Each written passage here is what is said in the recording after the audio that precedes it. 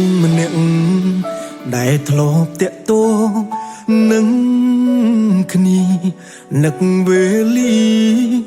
កន្លងចងចាំមិនភ្លេចចង់ឆាតទៅគេមុនមិនដឹងសរសេរថាម៉េចបែរគេភ្លេច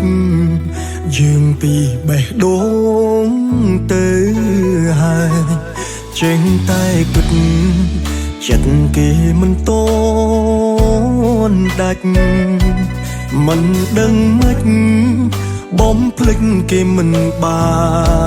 នឡើយបើគេស្អប់យើងមែនគេunfriend យើងចោលហើយតែងឡាច់ឲ្យ story ខ្ញុំមិនដាច់សោះត្រឡប់មកដូចដើមវិញ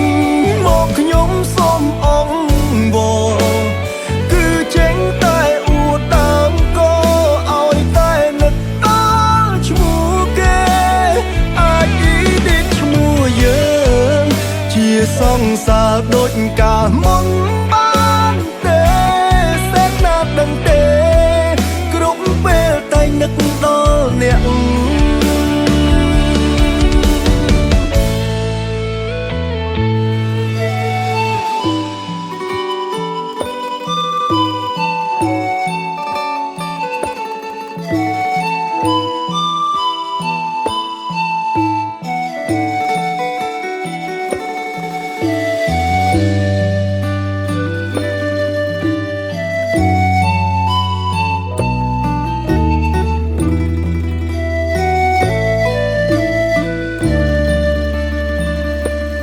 ចេញតែគិត